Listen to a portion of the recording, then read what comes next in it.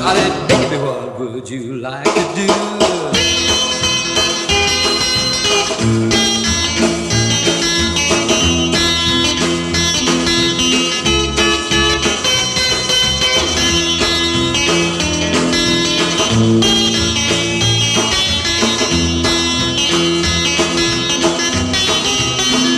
I said, let's go dancing, darling, but she was sad and blue. She said, I can't dance, but dear, what else would you like to do?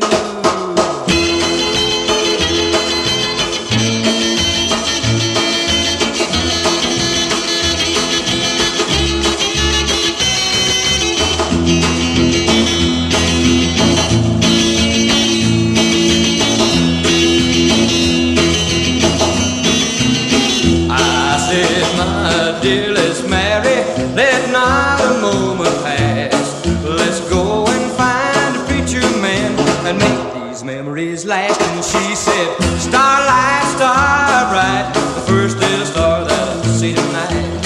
Wish that I may, wish that I might have you. Starlight, star bright, first little star that I see tonight. Wish that I may, and wish that I might have a first little wish tonight.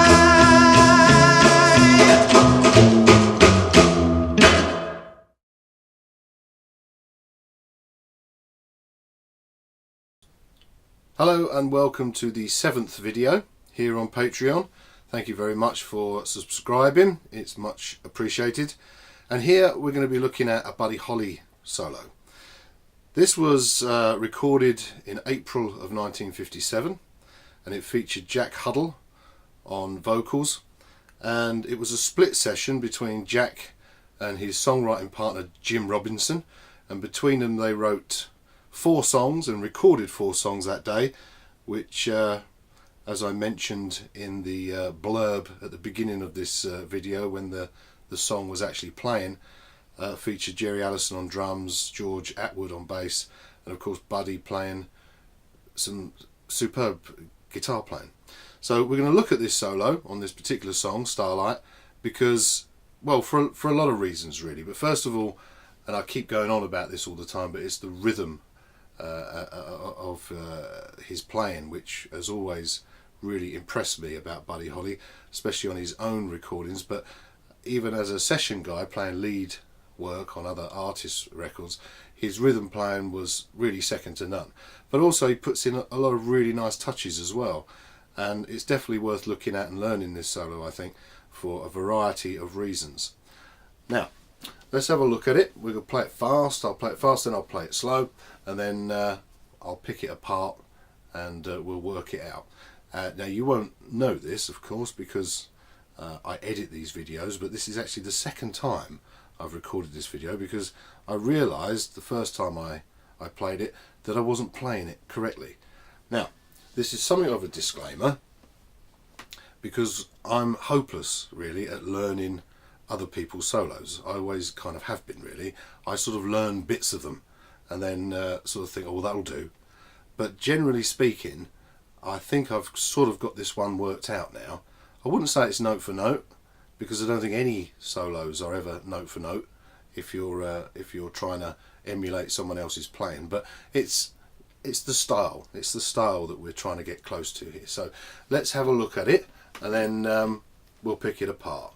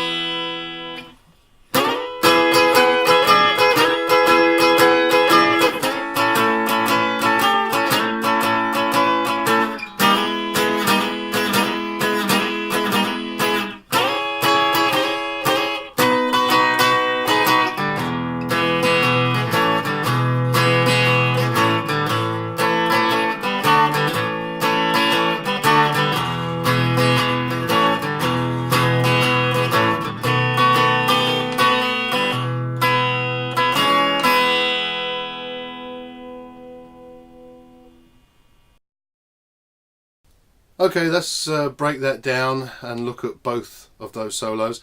But before I do, let me just point out that it's very easy to go into finger picking on a solo like this, but you'll notice that it's not played in that way. Buddy didn't do finger picking. He used his plectrum to pick out all the strings individually almost, and it's a really nice way of playing because it's quite aggressive. It's a very much more aggressive way of playing. But you could play this solo with finger picking, but it wouldn't sound as good. Okay, so the first part of the solo, we're doing two double string parts. The first part requires the 12th fret, your finger pressing on the B string on the 12th fret, but leaving the top E string open to get this sort of sound.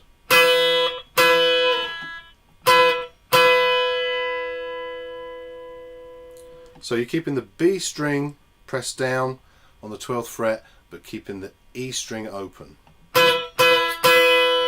Now we need to go to the second part of this double string part, and this is where you put your index finger on the 7th fret and your middle finger on the 8th fret on the B string to get this sound.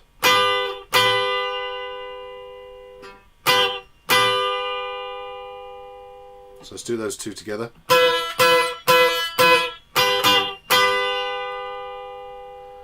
Now we need to go to an A chord, so we go to an A7th, but we're going to use the faithful F shape, so we're playing an F7th but on the 5th fret. And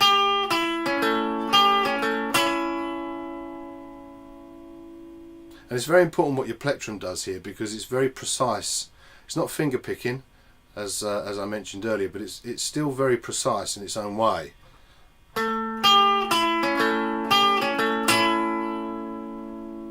It's a nice little bouncy rhythm. Now we need to go back to the E. And what we're playing here is essentially two E6ths, but your little finger is pressing down on the B string on the 2nd fret to get this effect.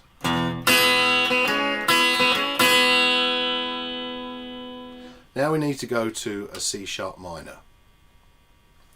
Of course, this is the normal place to play it, but we also have one here, which is on the 5th, 6th, 7th, 8th, 9th fret.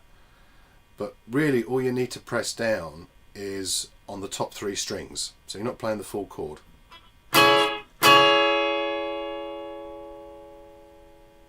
And it's very handy to use that position because now you're going to a B, but again Buddy plays an F shape, and he plays it on the 5th, 6th, 7th fret this time. So it's an F shape on the 7th fret. And he puts in this nice little this nice little figure here. And again, it's just another 6th really. You're just putting your little finger on the B string, off and on very quickly, on the 5th, 6th, 7th, 8th, 9th fret to get this nice little bouncy effect. Now we need to go back to an E.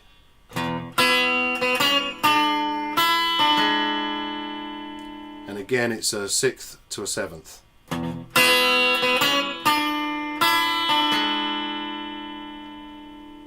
Now we need to go to an A, and this is where you play the A major, but it's an A7th.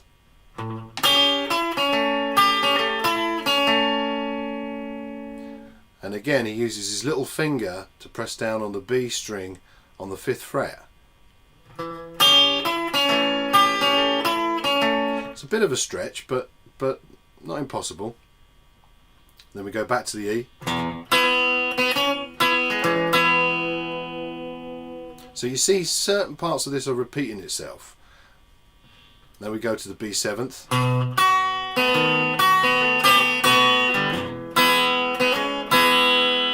And again on the B7th, what Buddy's doing here is he's sliding his little finger from the 2nd to the 3rd fret and back to the 2nd very quickly on the top E to get this.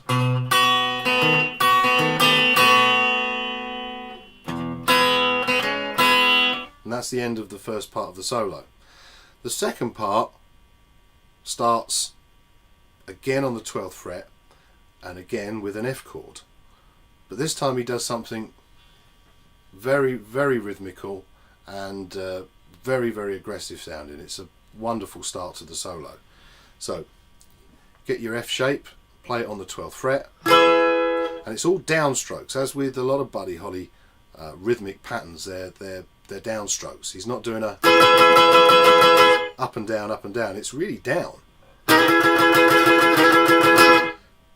So it requires a certain amount of time and effort to get that perfected. But to get the sound that he does, and this is why I had to redo this video, because I wasn't playing it properly. So I'm going to make sure I get it absolutely right this time round. Very, very clever. And you're sliding that F from the 11th to the 12th fret really quickly, and you're bouncing your little finger off the 14th fret on the top E, and you're also putting a 7th in there with your little finger. Can you hear that? That's I'll play even slower.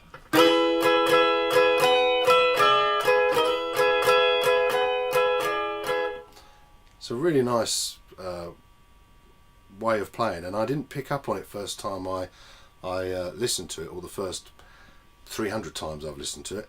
I only just picked it up while I was listening to it a few moments ago, and of course I had to come in and redo the whole video again. But there you go. That's the problem of being lazy, really, and not listening to things the way you should do. But let's look at that again. F shape on the 12th fret.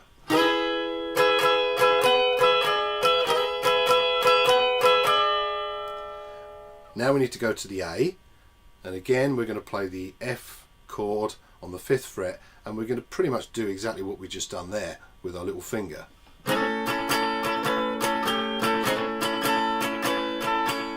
I don't think he does it second time round. I think he just does it I think he just ends it on his little finger on the 7th fret. And then we need to go back to an E, and this is where Buddy throws in a very interesting E. It's a D shape, but you move it up 2 frets and it becomes an E. Now I play the D shape slightly differently. I use my index finger to press down on the top 3 strings. I bring my middle finger in to play the B string on the 5th fret. I bring my ring finger over onto the 4th string on the 6th fret. So you can hear now that it's becoming much more of a fuller chord.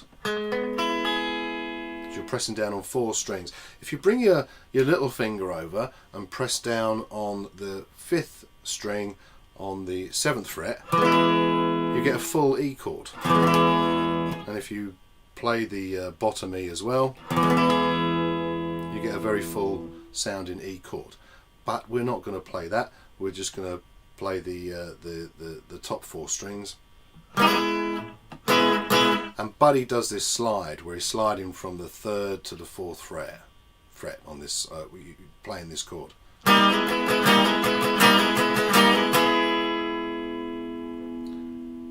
Then we go back to the C sharp minor, and we're going to play it back where we played it on the first part of the solo. And again he slides this a couple of times.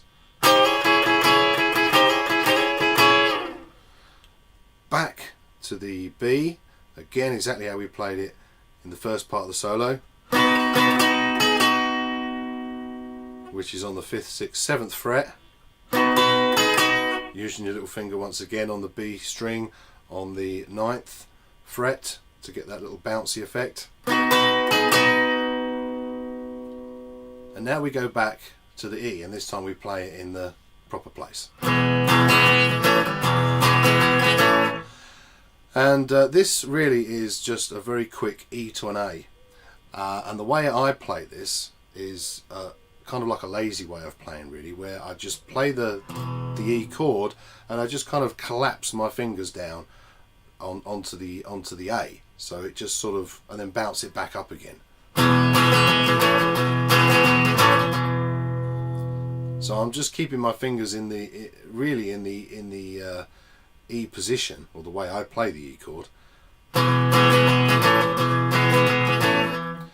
just to bounce down onto that A and back up again.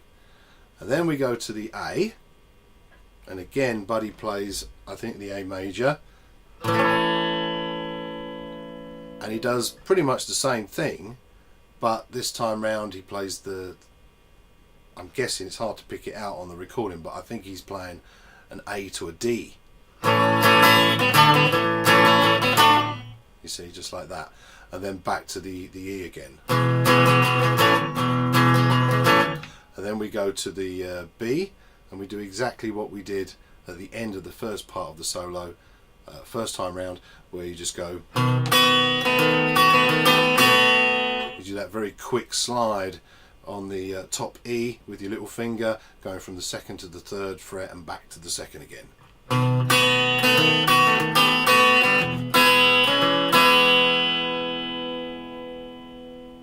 And that's the solo.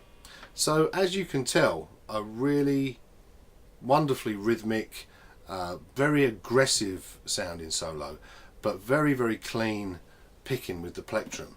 And as I said before, very easy to play. You know, if you're a finger picker, you can fill it out and make it sound a bit more pretty, but the way Buddy played it is exactly how it needed to be played.